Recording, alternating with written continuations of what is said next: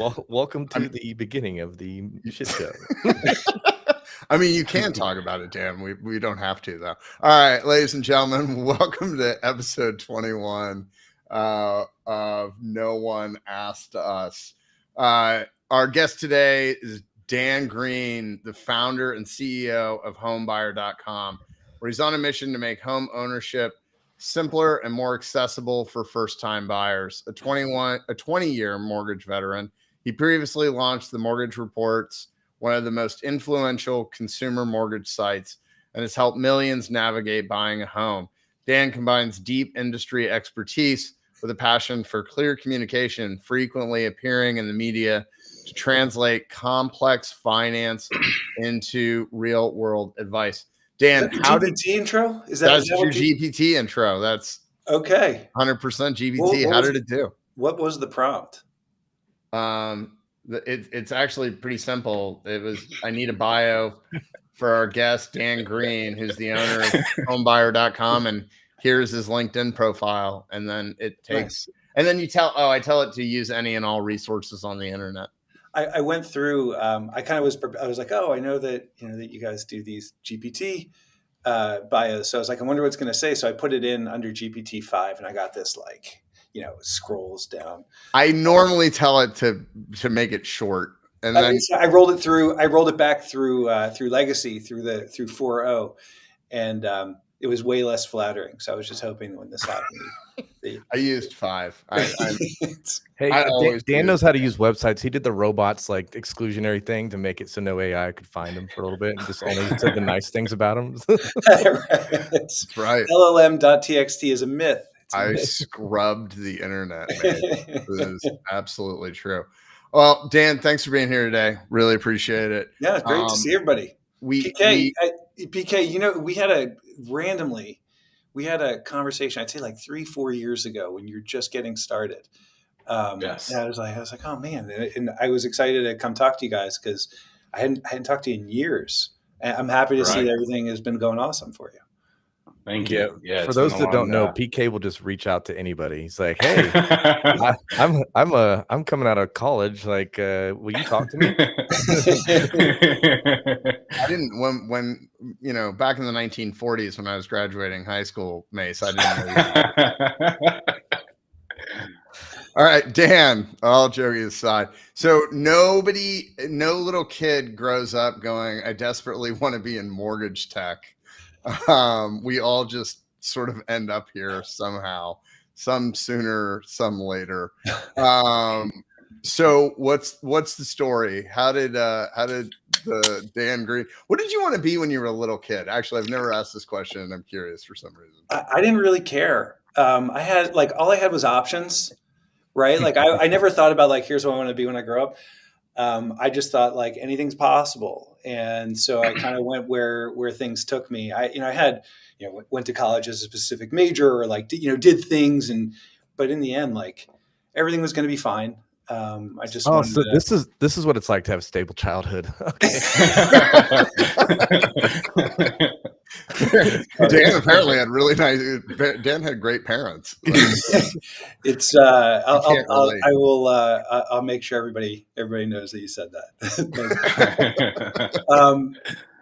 So getting into mortgage was probably not as weird for me. I was thinking, I know that you asked this question. I was like, that's weird. I probably this was within the realm of possibility, even if I never was I want to be a loan officer. And so I was thinking about how much time do we have? How long does this go? I want to make sure. You got an hour. We got all the time in the world, man. Strap in, everybody. Here we go. So my mom was a real estate agent for a portion of her career. Okay. Got it. Okay. And back when the MLS books were, we'd have these big things. I'd use them as seat boosters in the back seat of the car, right? When I wasn't we had, you remember the old back shelf on the old Toyotas, and yeah. So when we carpool, it's a small car. I grew up in my house. I was the youngest of 3 boys, and they'd have friends in the car, and I was always on that back shelf. You lay on the back shelf. When I wasn't, I'd send them super safe. It's almost as good as Chris and PK are too young to know what we're talking about. But rolling around the back of the station wagon. The station wagons that had the bench that faced out to the back. So like if you got rear-ended, like whoever's in the back is gone. Like, everybody's dead. Everybody's dead. So I'd stay on those back shelf, but the MLS book was almost like, it's a booster, right? It was these big books. My mom would come home with, she'd be combing through page by page of these like dot matrix printouts, right? These giant books. It was like always fun. Like I looked through and I always loved the numbers of it. That was always the thing for me. Like my mom always jokes and, would say that my favorite toy as a kid was a clock. She may be making that up, but it sounds about right. I always loved that the clock, like I had this clock where you like push the button and the clock moves ahead by 5 minutes. It was like this analog clock. I used to love that. Anyway, so she was in real estate and like I was around this. And so like that was one thing, right? And so you don't, I go with her on showings. I meet couples. It's not like a mortgage thing, but like just being around real estate. But I was always, it's always like into trying stuff and like into things. I remember it was one of the holidays, must have been 1981 or 1982. My dad got my brothers and I an Atari 400. Not the 2600, right? Not the joystick with the the black thing that would always pop off and get greasy, whatever, the one button, but like an actual like a DOS machine.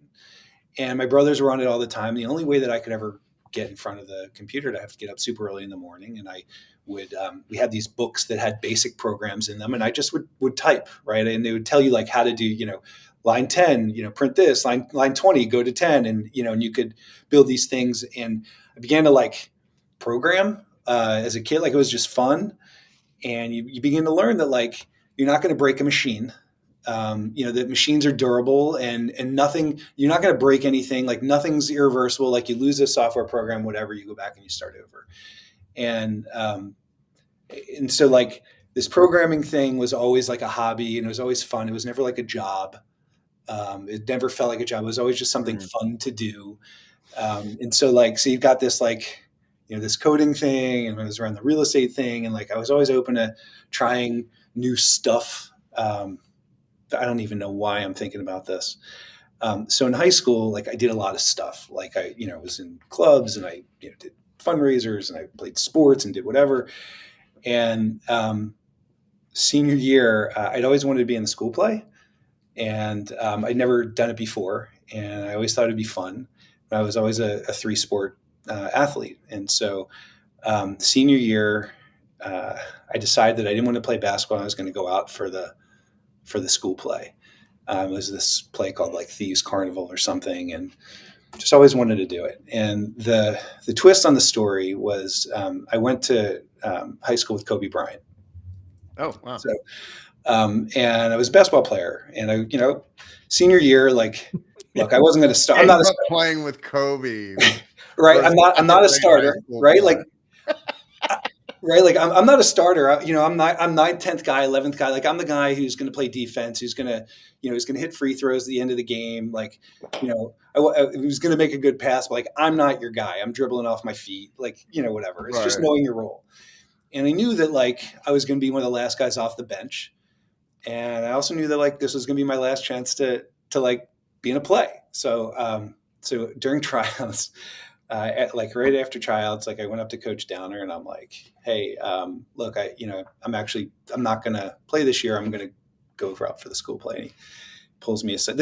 I don't know at all how this is relevant, by the way, but we're here. It doesn't matter. But we're here. So he's like, now, that like, this is a once in a lifetime opportunity. Like, and Kobe was 2 years younger than me. Right. So he'd already had freshman season. This is his sophomore year. Like everybody knew already that he was like something special. He's like, that like, you have a chance, to play with Kobe and whatever. And like, I played summer ball on his teams and like, worked out in practices and everything. Like, and he was just Kobe. Like, he was just a guy to like, we knew him. Right. And I was like, so I left basketball to like try a thing, right? I went and I tried doing the play and ended up getting a really big part, and I loved it, and it was fun. but like those are like, I look back like over my life and like these are themes, like what's the harm in trying this thing? If this is interesting to me, let me go ahead and try it. Like when I got to college, I wrote a satirical opinion column for the school newspaper just because I felt like it, right? I went to school and was like writing in the journalism. I walked onto the baseball team, had a fairly, I'd say 50-50 shot, just didn't throw hard enough as a pitcher. I ended up playing club ball and played club ball for a bunch of years. Why? Well, it was just fun. It was just something to do. I joined, I formed a band and we went out and we played on, Friday nights, and we played at these bars and we played fraternity houses. Like, why not? I'd never done that before. And just like trying stuff and doing stuff, never like, what's the worst that could happen? Right. And so senior year, I thought I was going to go into banking. I thought, I studied finance. I'd studied finance. I was actually a chem major when I got into school.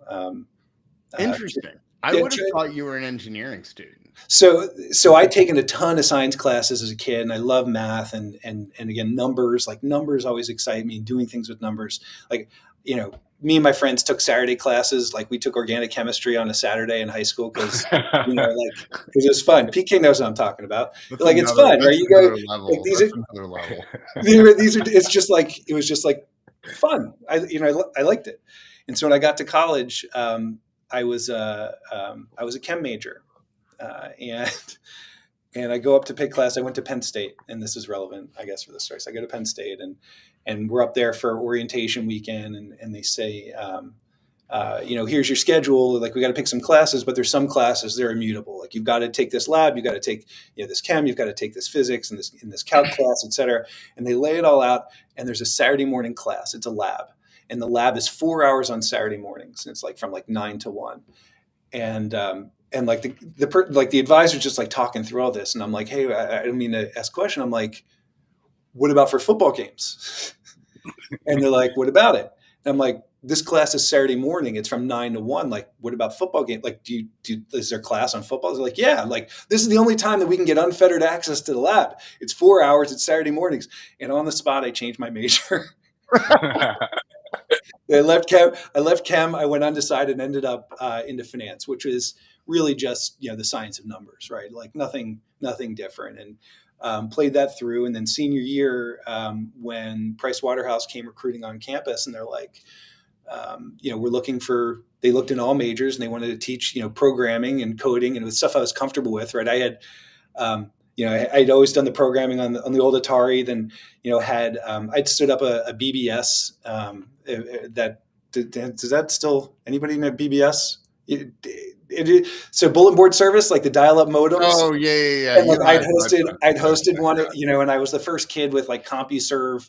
I'd always been, was building web pages. Summer of '96, I took a job in DC with an ISP, an internet service provider, as a dial-up service provider. Like I was always like in and around this world kind of thing.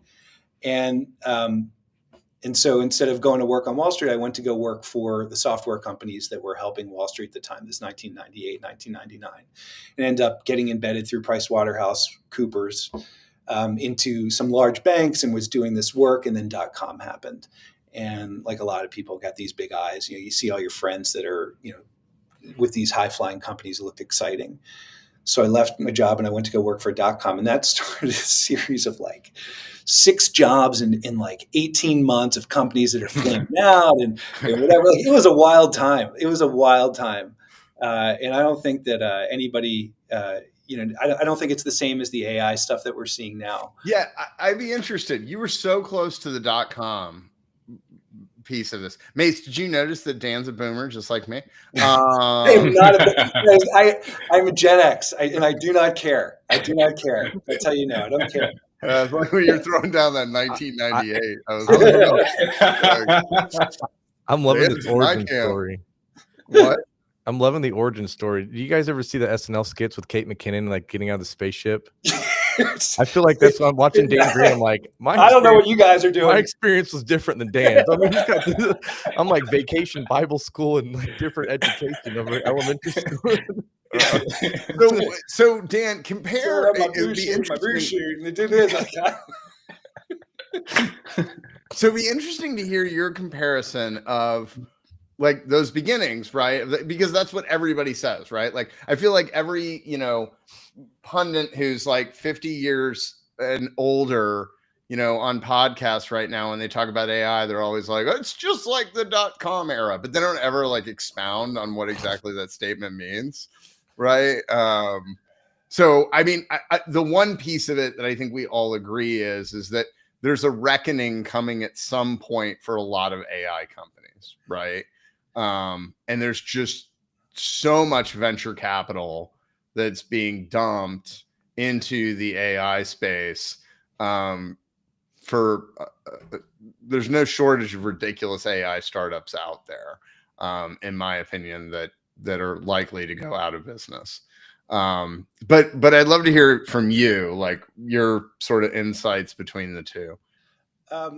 So a couple of things. I think one of to me, the biggest similarity from then till now, and who knows how this is all going to end, right? But the biggest similarity is that nobody knew how to value a company. Nobody knew what the valuation of a company truly was or where the worth was.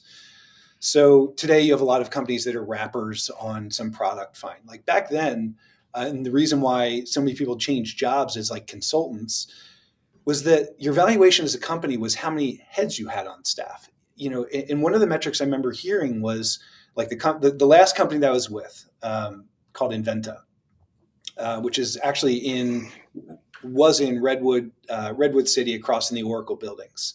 Okay. So that was 1998, 1999, when Oracle was big, but not nearly what they are now. Really interesting time. We used to play Oracle in the pickup soccer leagues that were in the area, and that was the whole thing. Those guys were not good at soccer. So but they were good at engineering. I mean, but they're very good at a lot of other things, not that. But they're richer than all of us. So they had everybody on staff. Like the metric I heard was that everybody that we hire is worth $5 million to our valuation. And so what the company did, and what other companies did, was just hire up as much as you can, because we're going to go public, and the more people we have, the more our valuation is. And like that was one thing. Like you look back and you're like, that makes sense, because everybody on staff had, you pay this amount in salary, you charge this much per hour, and like I can see what the valuation of this company is based on headcount. Looking back, it looks pretty silly to think about it that way, because it turned out that wasn't really where the models went. Right. Companies go down. Suddenly when there's no companies to hire the consultants, then everything falls apart. And that was one thing. And I think we see something similar now with AI companies. Like, how do we actually value what these companies are worth? A lot of them is just big bets on the future. Fine. The second thing that is that I find to be interesting, like from .com, was that they weren't like terrific business ideas. Like I remember one project was there was this company that their entire model was to take it was a leasing company, heavy equipment, and instead of like writing all your application, on a sheets of paper, they literally took the paper and pasted it onto a website. And now this is a big thing. Now you can do it all online, but it really wasn't. It was just PDFs. And it was like these ham-handed business, like they seem so novel and interesting, but when you take a step back, like it was bad business, right? So at the time, my big takeaway was that e-business, it was silly. Like everyone called it e-business, and it sounds so hokey and dumb. Really what it just was business electronically, or business another way. And I think the same thing with AI. It's not anything that's necessarily new. It's still business. It's just a tool for doing these things. You still have to have good metrics. Your model still has to be right. Like, and in the end, like money, when the tide goes out, right, you see who's swimming naked, I think is the expression, right? And so right now, everyone's a genius when they've got hundreds of millions of dollars in their treasury. Everyone's a genius when VC money is flowing, but like what happens when it stops? So anyway, that's my thing. Times I have to hear, I'm a venture-backed AI SaaS company. I'm not really sure. What is it PK said? We're a dev shop. PK tells me that every AI company in San Francisco is just a custom dev shop, basically. So I just looked up something on ChatGPT. This is an estimate, right? So it is estimated that $56 billion has been invested in AI image generators. And that was like wiped out by Google and Nano Banana like overnight. Here's my hot take. For every 10 or 50 or $100 million that goes into these very large companies, what's happening is money is not flowing to smaller companies with great ideas who actually could use that capital and be capital efficient. And there's tons of smaller companies today that are starving for capital to get over the hump, to overcome inertia, to reach some sort of critical mass. And they can't get it because the money is going to other places, to larger companies, or to, a Series B, a Series C, go to an F, or whatever it is. And so I look around our industry, there's lots of companies like that really could benefit from just a little bit of push, right? Just a little bit of fuel. And they're unable to get it because the way that the climate has shifted. Well, who's interested in a pre-seed or seed company? Well, and you've got a lot of this, financial engineering that's also going on, right? Yeah. Like look at NVIDIA's recent investment into OpenAI. So this is like the dumbest thing I've ever seen is NVIDIA is giving OpenAI $100 billion in exchange for an equity stake in OpenAI. And then OpenAI is going to take the $100 billion and buy NVIDIA chips. Right. Like, we're not, to your Russian point. doll. Like, and that's not the only example of that going on. Well, and then you have Oracle. Oracle's there in that play too. Yep. Yeah. No, there's a ton of them that are out there. And so, and then I think the other problem is we've kind of seen the quiet death of the retail markets, right? Like, this isn't really talked about enough, but like, why, SpaceX shouldn't be private. I mean, granted, it's capitalist society. You can do whatever you want, right? But like, there used to not be Series G and Series F, right? And now we're seeing like $1 trillion companies that are staying private because there's enough venture capital to keep them private. But I think it kills innovation. Because to your point, Dan, all the money that's being dumped into OpenAI and Anthropic and SpaceX, all of whom 10 years ago would have already done an IPO, right? Now, there are some rumblings that OpenAI will do an IPO in the next 12 months. We'll see. The belief is that the private markets are getting to the point of like, okay, we've given you enough cash, sort of scenario. But I think it does stifle innovation because all of that money, like if you took that NVIDIA $100 billion, I mean, imagine what you could do if you broke that up into, I don't even know what the math is, but if it was all broken down into like $1 million, per startup, right? We're talking about tons and tons of startups, that are going to benefit as a result of that. I'm in full agreement of just how hard it is. It's even harder to start, right? And so, especially in mortgage, right? Because who cares about mortgage? The least sexy of all the industries.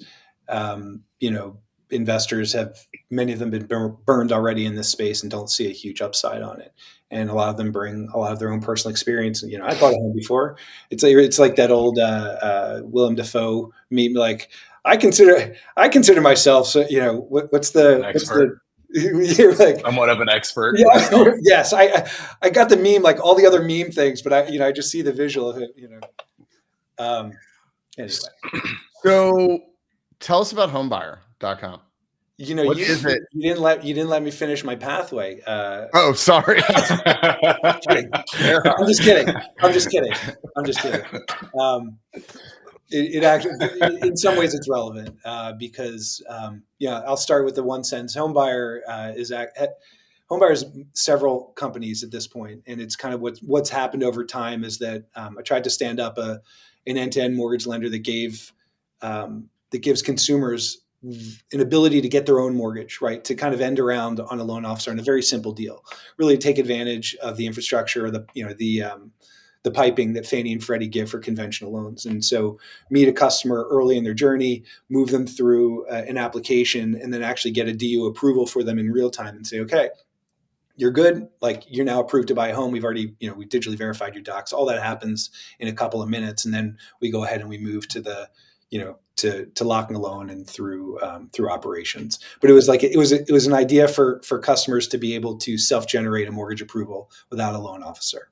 A lot in the same way that, like, not for everybody, right? In the same way, like the way I talk about it is the mortgage industry in general has not solved for a problem that every other financial industry has already solved for. And that's this self-service transaction of like a basic vanilla process. And so, like, E-Trade was the first that came along, right? E-Trade's like, if you just want to buy and sell stock, like, why are you working with a stockbroker, right? You remember calling up a stockbroker and you had to shop around for who had the best price to buy Microsoft, and you call, everyone's got a guy. Call Mike. Yeah, I got a guy. He'll get it for you. I got a guy. A stockbroker, right? Like, this is how it was. And then what E-Trade came along was like, look, the stock costs what it costs. Like, why are you paying a guy? Right. The stock costs what it costs. Do it yourself. And it's just buying and selling. It's a basic transaction, and you can do it. Now, look, if you have complex taxes, if you've got a lot of wealth, if you've got multiple facets of your portfolio and things you're buying bonds or doing whatever, cool, you can have a guy. But for a basic transaction of like buying and selling stocks, we would never today think to call a stockbroker. The job doesn't even exist anymore, right? Like that title doesn't exist. All those people either left the business or they went into wealth management where their true expertise could be used. And so now what they're doing is they're managing big portfolios for people, but the basic transactions, all of us buy and sell stock all the time, E-Trade, Robinhood, you're doing it through Fidelity, whatever. And that was the first. And the wealth managers are the most annoying because they don't want you to ever sell anything. Like, oh, I need to clear that. Right? Like, Robinhood doesn't argue with me when I try to sell my Apple stock or whatever. So, sorry, go ahead. Well, like when we saw it there, we see with taxes, TurboTax, right? Not for everybody, right? Everybody used to have to call an accountant, right?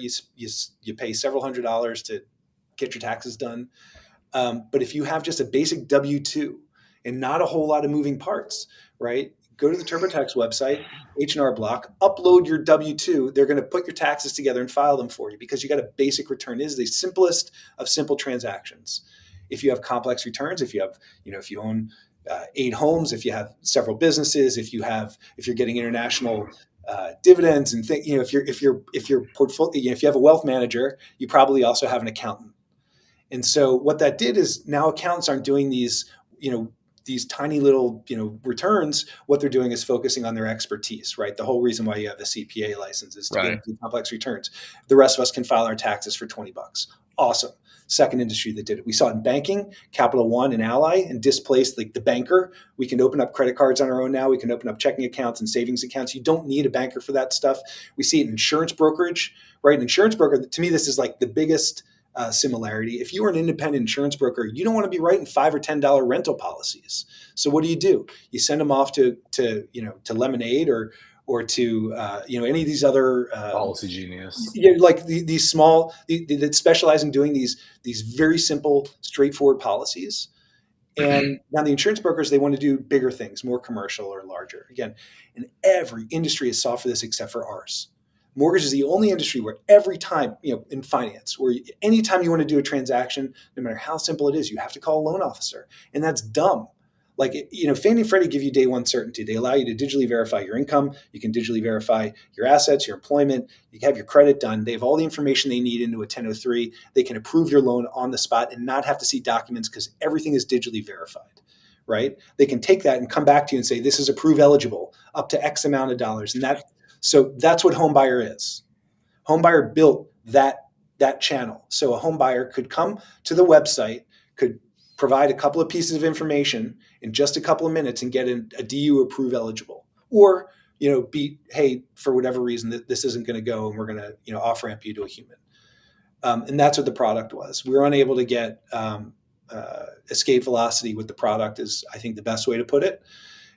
We had really good numbers and great metrics, and customers were using our janky interface. Like it was a janky V1 interface, and people were like fighting through it as hard as they could. Just wanted to get to the other side, all to not have to talk to a loan officer. And many of them did, and many of them bought homes, and like the product worked. But what we couldn't ever really do is get enough muscle behind it to get up and over. So earlier in the year, I split the product. Homebuyer.com is now the website, which we're using for organic intake. where we're meeting customers and educating customers, et cetera. And then the software behind it, this software we call Morgatron. We split off, we call it Morgatron. So Morgatron is now sitting on ice, and we're waiting for an implementation and where we can test it out and how we can move that product forward. Like everything else, you try it. I think is a theme, right? Like, let's give it a shot. Let's see what happens. We try it. What's the worst that could happen? Okay. We just keep going. And so is that product that you're saying it's like an extension or within like an app within Encompass? In our pilot, we build it on top of Encompass. So it actually plugged directly into the Encompass instance where we were piloting it. The goal going forward was to make it more agnostic, so it could be anywhere. But the initial one was through Encompass, and that's what where our software is now. So is the revenue model, if we can talk about that for a second? Yeah. For Homebuyer, are you? So I totally makes sense to me what you're saying, right? Like I was even thinking like travel agents, right? Like that's another one. Like again, Chris and PK probably don't know what those are, but you used to have to call someone and they would book your tickets and your hotels and all the things, right? So, but in terms of revenue generation, does that individual become like what does that look like? So I can go to your website. Well, I can't because your website would be like, sorry, dude, can't help you.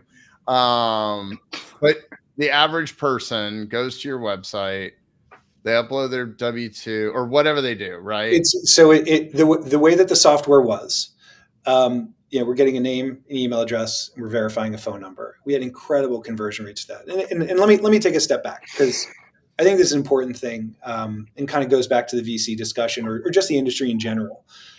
We took this idea out to market, and one of the biggest objections we had, and it started the company in 2020 was when we first started doing this in earnest. So, lucky or unlucky, we went through the Techstars Accelerator in 2020. We came out March 4th, 2020. I know that Chris and PK were old enough to remember that March 4th was literally 1 week before COVID and before the whole country shut down. Perfect. We had our demo day and did pretty good, if I don't say so myself. It was a great demo. Gave a great presentation. Investor week is the next week, right? You meet face to face with a lot of investors. And I got on a plane to go home on March 11th. And already on the plane, my kids were on spring break. I was already canceling our spring break because we were supposed to go out of the country, and we were nervous about whether we'd be able to get back in the country. So on the plane home, I remember canceling our vacation, and I booked it to go to Florida instead. I did that on the flight back. And then on the 12th, our vacation was starting that weekend. On the 12th, our kids went to school. They came home that afternoon, and then they never went back. We canceled our spring break that weekend. Also, we happened to, at the same time, we had a leak. This is not relevant, but it was timely. We had like a $1.50 piece of plastic on the back of our refrigerator, where the water line comes in, and the plastic broke. And this was also on the 12th, and it created a flood that went through my kitchen floor and into our basement and created this massive flood. And we couldn't get anybody to come out. Right. Yeah. Nobody. So these guys show up and they were refusing to wear masks when the guys show up. And that's back when you were spraying all of your food because you didn't know how COVID spread. So you've got you're using Lysol on everything, and you don't know. That's why everyone was, poison control was getting so many phone calls because people were poisoning themselves. It was wild, man. Because they were using too much cleaner. All this stuff all happened. This is all happening at the same time. And so I don't even remember what the hell I was talking about. I got so good.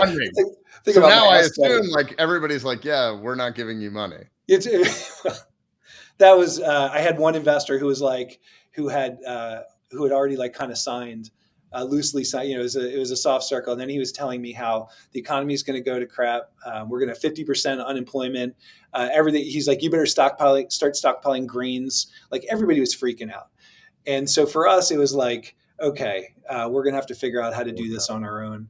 And we started just building, right, and get in there. And that's the things I've always loved to do, is just to get out and be a builder and not have to rely on other people. Like, here's a problem, let's go out and try to solve it. Like, we knew that we had a semi-finished product. What we didn't know was how customers were necessarily going to respond. And this was one of the big objections we always got. We talked to investors and they're like, this, no one's ever going to give their personal information online. No one's ever, what are you asking for people's social security number? No one's ever going to give you that information. No one's ever going to do this. No one's ever going to do that. And like, look, I was a loan officer for a long time. Right. And I've been in this industry for a long time. And I will tell you that a customer who wants to get a mortgage, they're going to give you information.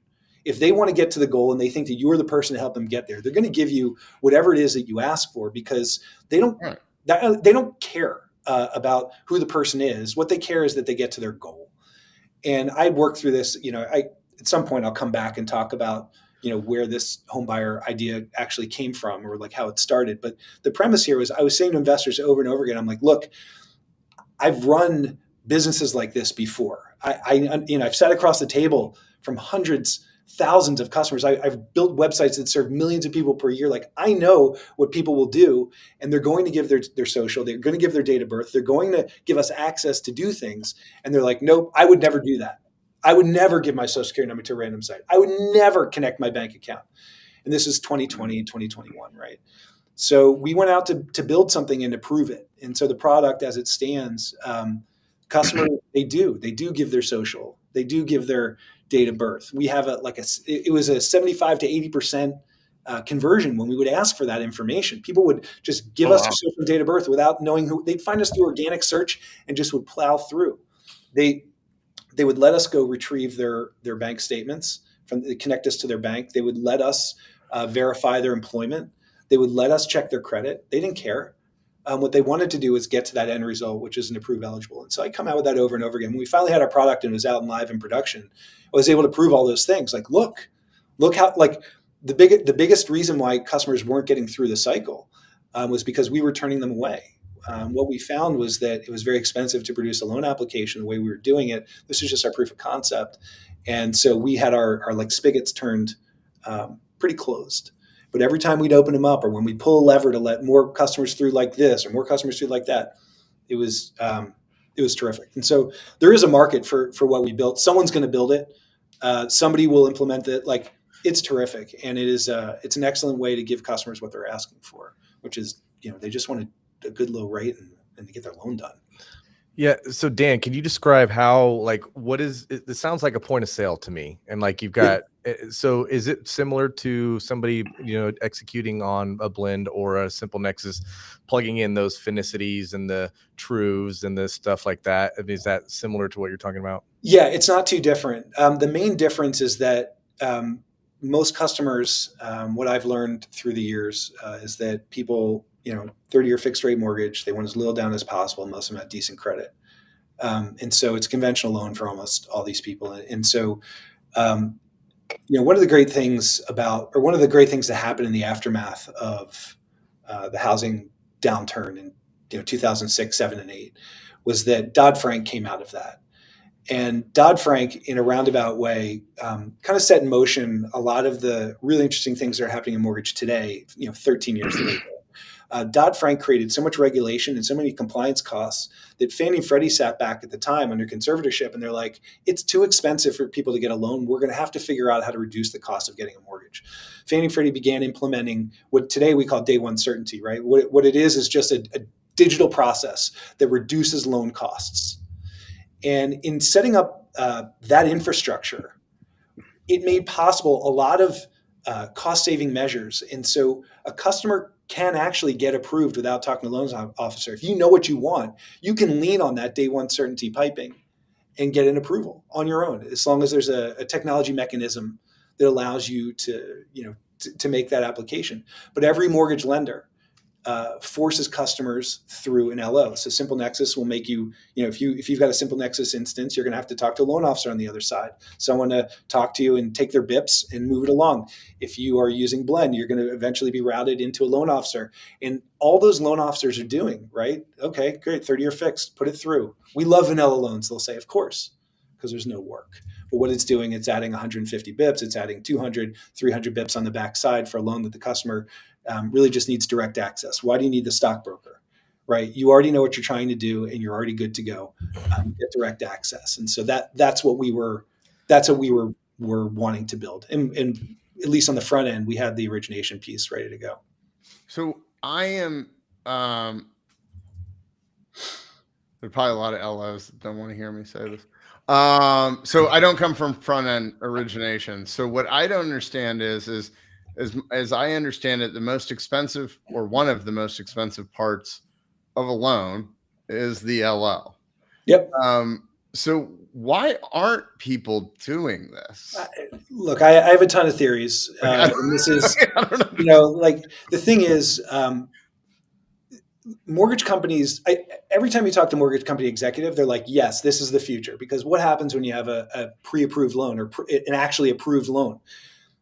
It's already good in underwriting. So now, instead of an underwriter touching a file 6 times, they're only touching it once. Everything's already been verified, right? So you get cleaner operations. Every file looks exactly the same coming in. You have less fraud because you're able to verify everything, which means that you have fewer haircuts and less problems getting loans off the line. Like it's great for secondary, and it creates a better user experience, and where the lenders can lower their costs too. So if you're a mortgage company, an executive, you love this idea. But the problem is that mortgage companies don't make loans, right? Loan officers do. And so no mortgage company is out there trying to attract customers. What's every mortgage company do? Look through your LinkedIn feed. Like, open up another window next to this right now and start scrolling. Everyone's talking about who they're recruiting, who's come on and joined their team. Come join us. We're great. We're great. Because the business of mortgage companies is hiring loan officers.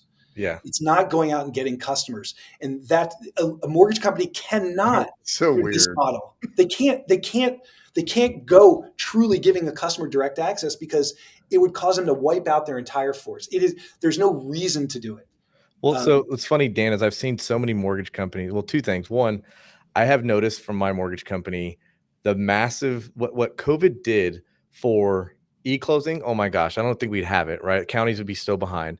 And what borrowers would input and how many would utilize to get the SSVs that you're talking about. I thought, I was a little bit, Blend was around, and I had done worked closely with them.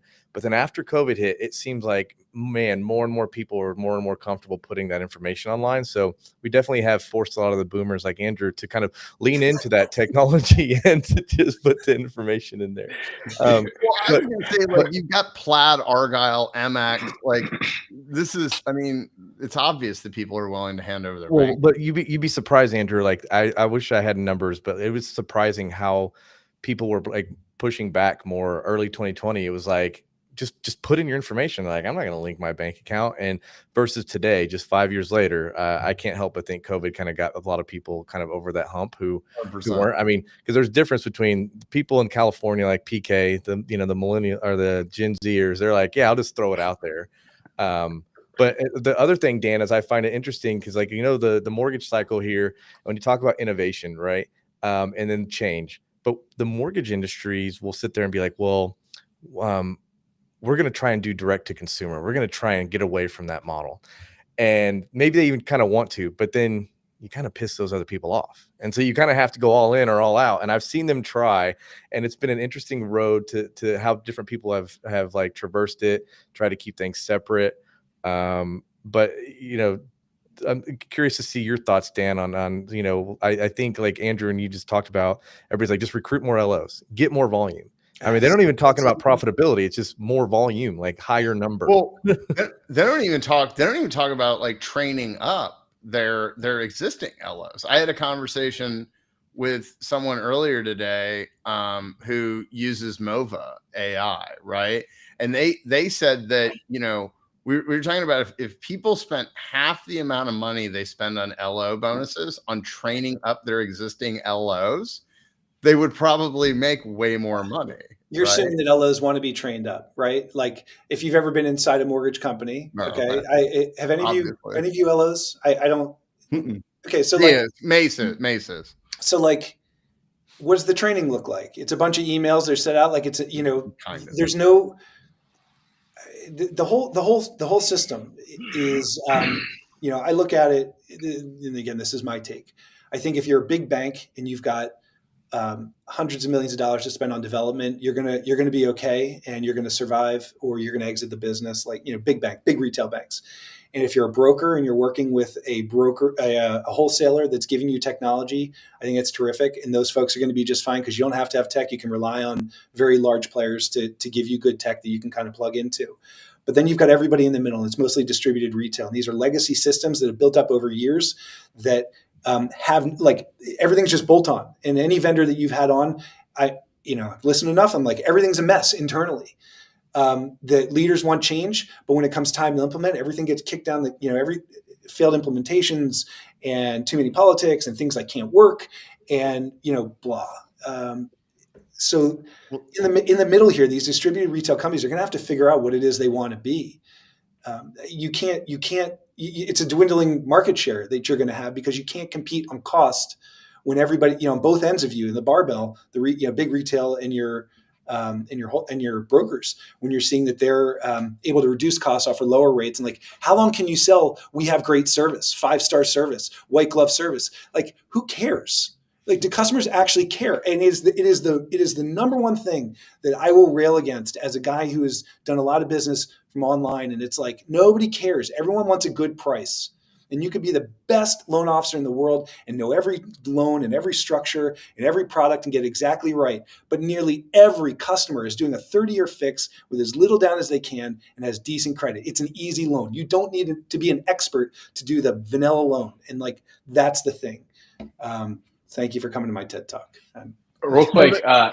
It's the old problem of like, they're either too broke or too busy. Right? Why not? Porque no la dos. Come on. I mean, that's it's like, oh, we're too broke to innovate. We're too busy to innovate. Look, I don't blame anybody. Like, I get it.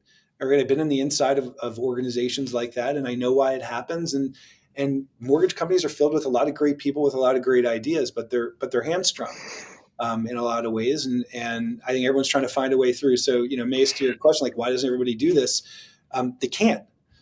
It requires a brand new start, right? And that was where we had originally tried to go with this. And there are a couple of companies that have taken a lot of VC capital in this space to try to do something similar.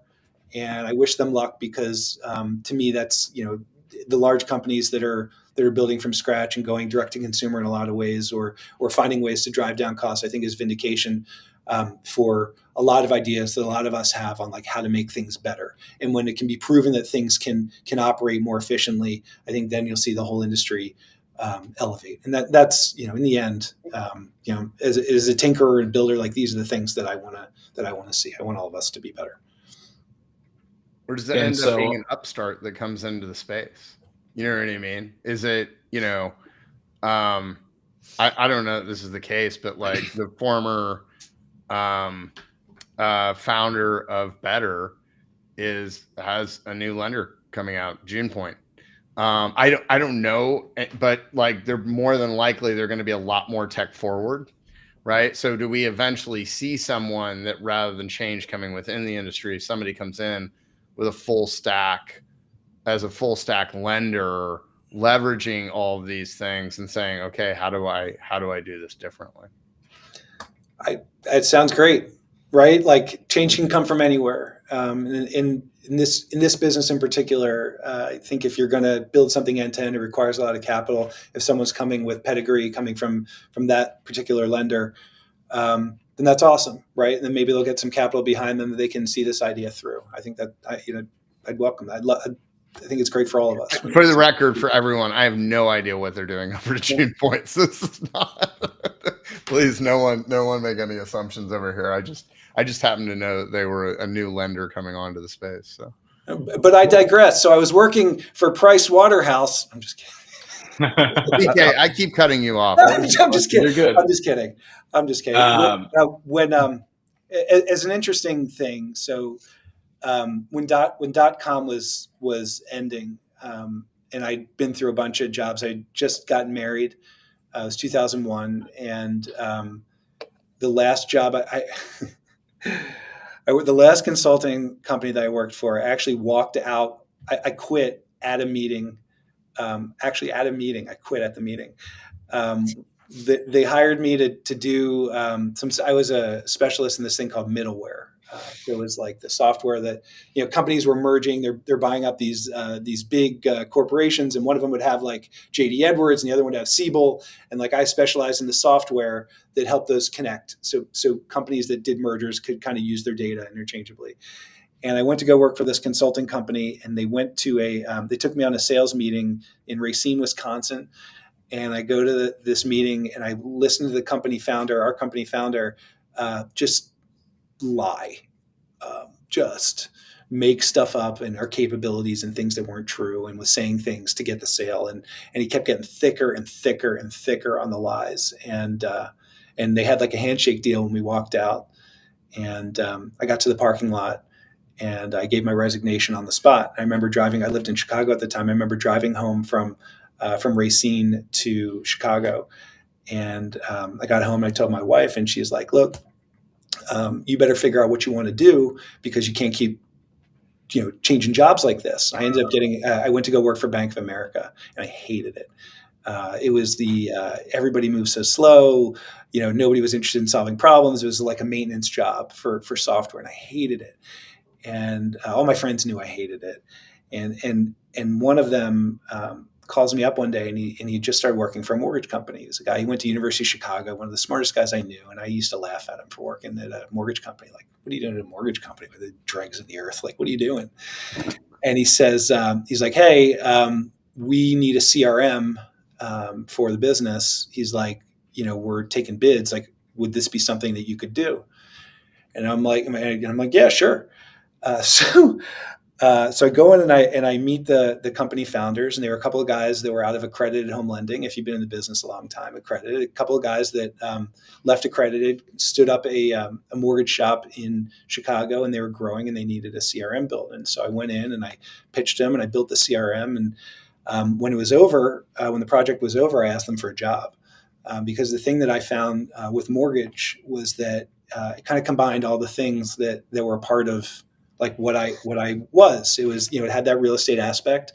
It had there was software work here, and it was something new and interesting that I thought was cool. And like the biggest thing about it, like way different from Bank of America, where you're working for a corporation, like, mortgage is cool. Like, you are helping people to do things, right? To achieve their dream. And like we say it, and it's hokey, and it's like a punchline, achieve the American dream, but like it's true. And it was meaningful. And so I asked for a job, and they're like, "Okay, like you can work here." And then they said, "You're going to do cold calls at night. You're going to, do this and this and this." And I remember taking my first phone call from the house right after I started. And my wife, it was right in the middle of our training, and my wife stood there with like her jaw on the floor at how bad I was on the phone. She's like, "Do you really talk to customers?" I'm like, "Yeah." She goes, like, "You're awful." And she said two things. She said, "I'm tired, no job hopping. You're going to commit to this job. And if you're going to do it, you're going to do it. And you're going to stay in this for at least a year." She's like, "And you better," and the second thing was like, "Get better on the phone." And so I worked on, I learned this business by driving around. I'd have a client in McHenry County, and I'd have one in Harvey, Illinois. That's a huge drive. But what I would do is every time I went to an appointment to meet with a customer, I'd meet them face to face always. I wore a suit every day, and I'd go meet them. And whatever objections I heard, I'd write down on a note card when I got home. And then on the back of the note card, I'd write the answer. Why are you so young? Why are you wearing a suit? What is a mortgage? Tell me, what is interest only? What is the, whatever it was. And whenever I had these questions or objections, I'd write down the answer. And so every time I was in traffic driving all around Chicago, I'd practice my scripts over and over and over again. And I wanted to learn them. So I actually started writing them down onto a website, which became the Mortgage Reports. I bought this URL. I start writing stuff down into a blog. And so 2004, I'm spinning up the Mortgage Reports is my own education center, because it's how I commit things to memory. I practice them, I write them down, and then I'd have these reference points. And so when I'd leave a client's meeting or whatever it was, if they had questions, they'd be like, "Oh, great, you're asking about an 80-20. I just wrote this article about it, on my blog. Here, go read my blog." and I was always giving out my URL to customers and whatever. And I did great. I was, I was a top producer, number one loan officer that was there, from doing these things, from going out, and I would close every time I had somebody face to face. I'd close. I went to all my meetings. I went to, to all my closings, and I was good at it. But the thing that was interesting about the website was that, this is 2004, 2005, 2006. It was right at the start of social media. It was before Facebook, before Twitter. And the website itself began to rank in Google. And we began to see that like people were coming to the website and they were reading my stuff, and they weren't just from my clients or from around the Chicagoland area. There were people from all over. And I began to realize like, okay, I'm going to write software now that tries to capture these customers. I'm going to try to find ways to funnel people into a form so I can, and I began writing scripts and doing follow-ups and building all this thing up. And so that website became like a real thing. I ended up, by the time that the site was acquired, later it ended up outgrowing my mortgage business, and it was acquired. I was doing 800 some leads per day at that time. Oh wow! And the thing that, like, the number one thing I saw comments coming up. Is there anything that I was supposed to respond to? Nope. No, I'll be there in a second. Finish this out, and I got you.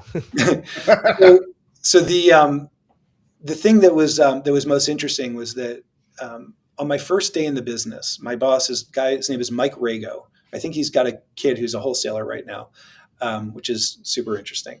But Mike Rago is my first boss, and he sat all of us down in this training room. There's like 6 or 7 of us. Kyle Ernst was one of them.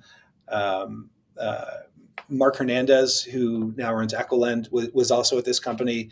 Mark's a great guy. You should have Mark on the show, by the way. Super interesting guy.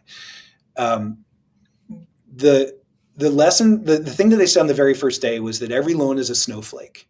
Every customer is unique, and you have to have a complete and commanding knowledge of every product that's available so you can sell the right product to the right customer. You need to be able to dissect a customer's needs immediately and recommend to them which mortgage they should be doing. You are a mortgage advisor. You're not a loan officer. You're an advisor. And that was pounded in our heads. Go to real estate offices, talk to realtors, and you are, a person of product, and you understand this. And the thing that I came to learn was like, that's exactly true.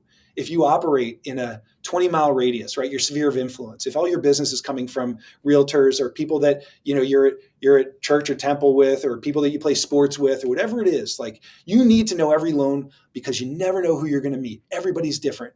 But when you have a website that's at scale and that can reach an entire country, at scale, a lot of people look a lot alike. And that was like my big aha thing.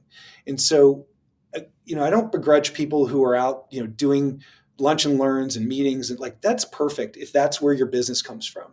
But if you're running a business that goes direct to consumers everywhere, because you can't just localize the internet.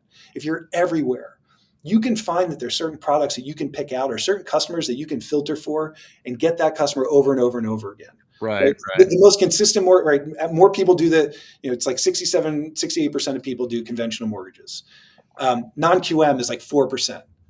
You talk to loan officers today, they love those niche products. It's a tiny, tiny segment of the market. Like, the bigger segment is mass market product. So take that product. And so, So where did Homebuyer come from? Like, it was really from that idea that, on a local level, you got to be everything to everyone. But on a national level, you need to be all things to one person, right? Or one thing to many, or whatever. Anyway, so that makes sense. So we are almost out of time. Chris, do you know? So we have the. I'm about to sneeze right whenever this happens. Look up the light. Luckily, Dan. I actually do have that. Do you know that's considered birth defect? Dan, I saw that you posted on LinkedIn. So many jokes I wanted to try. Me too. Go ahead. I have a couple Tylenol jokes the only there. one. Luckily for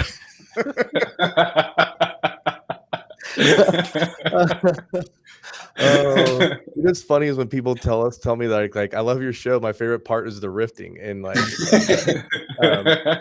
nobody cares about tech. They just want to listen to us make fun of each other. So Dan, this is the part where we ask you the question from the guests last week. And this is the part where we tell you that not one of us knows the question from last week, and that we were hoping that you knew the question from last week because of your LinkedIn post, that you were ready for it.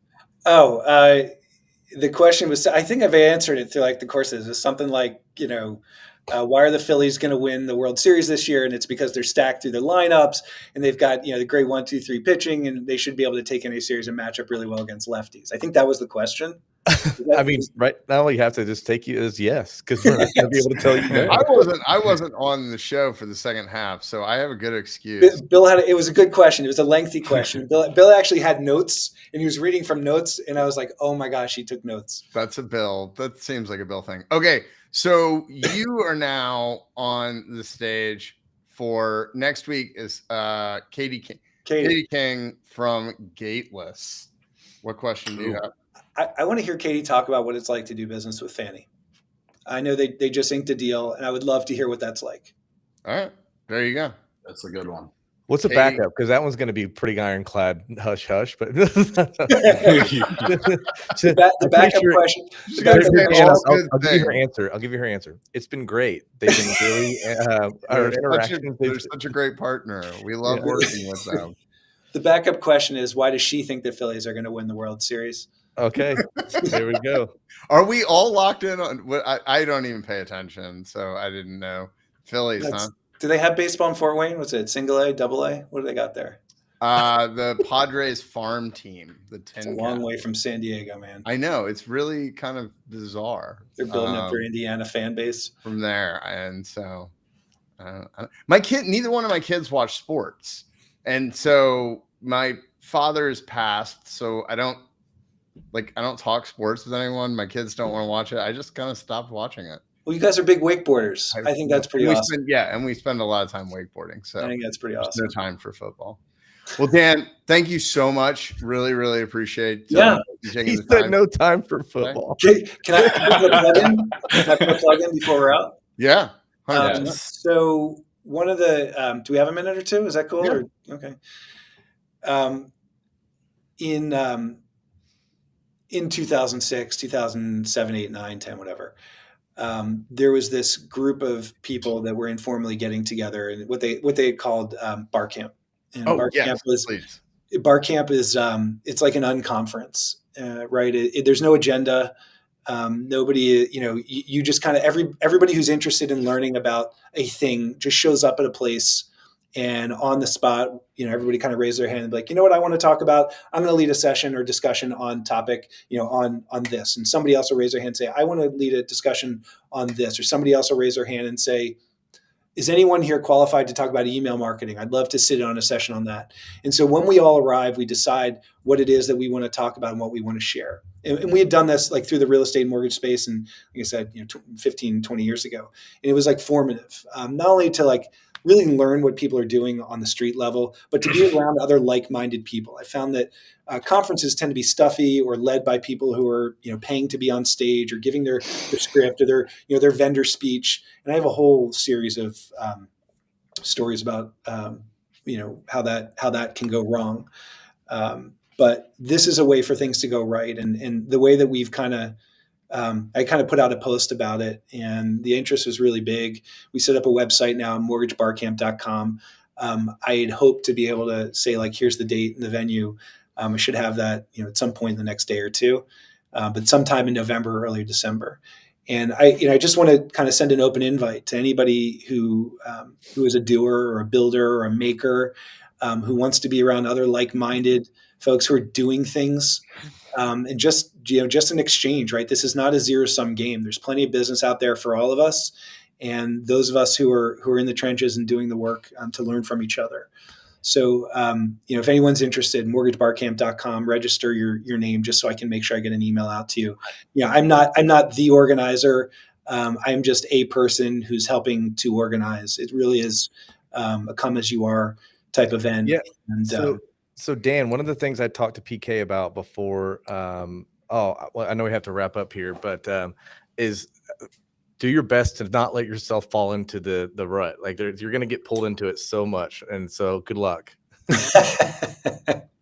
think it's a phenomenal. I love the idea. I think it's a great, it's fantastic.